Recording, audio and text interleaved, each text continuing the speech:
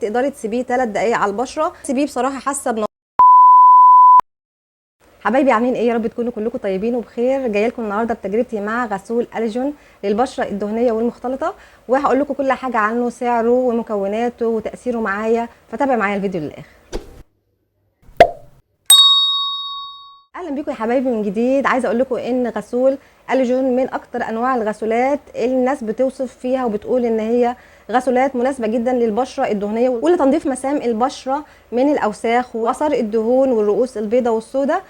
والجميل في غسول اليجون ان هو فوم كده ورغوي، وكمان كميته حلوه قوي وبتقعد فتره طويله. ويلا بينا نشوف تاثيره على البشره هيكون عامل ازاي. طبعا مرطبه بشرتي هنا بالميه، وببتدي ان انا اخد الرغوه بتاعته وهدلكها على كامل الوجه.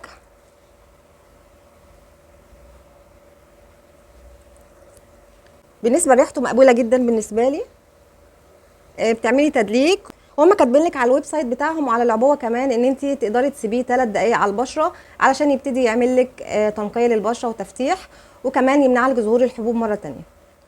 انا دايما بهتم جدا بالاماكن دي اللي هي الانف وحوالينها ومنطقه الدقن والمنطقه هنا، طبعا لان دي اكتر مناطق بيكون فيها دهون للبشره الدهنيه او حتى المختلطه برضو اللي هي مايله للدهون. بصوا يا بنات، انا قبل كده لما غسلته ما كانش عامل لي الطبقه البيضه دي قوي، لاني كنت طبعا حاطه ميه كتير على وشي. دلوقتي عشان الميه قليله فابتدى ان هو عامل زي شبه يتغير. فانت طبعا لما تغسلي بشرتك بيه مش هيديكي كده، هتحسي انها رغوه خفيفه وهتتشطف منك بسرعه. انا هسيبه على البشره 3 دقائق زي ما هم قايلين، وهشطف بشرتي وارجع اوريكم شكلها عامل ازاي. بصوا يا بنات، انا كده خلاص شطفته وجففته. احساسي بيه بصراحه حاسه بنظافه، حتى الميك اب كله اتزال يعني بطريقه ما شاء الله جميله جدا عجبتني. بس حاسه زي ما يكون في لزعه كده بسيطه هنا وفي الاماكن دي، الاماكن يمكن اللي انا اتكيت عليها قوي في التنظيف، وده ممكن لانه مثلا بيحتوي على احماض كتيره وكده. بس هو في المجمل بصراحه غسول لطيف يعني على البشره. بالمناسبه هو سعره 185 جنيه، وبينزل عليه عروض كتير جدا على الويب سايت بتاع اليجون، وكمان بينزل عليه عروض في نون.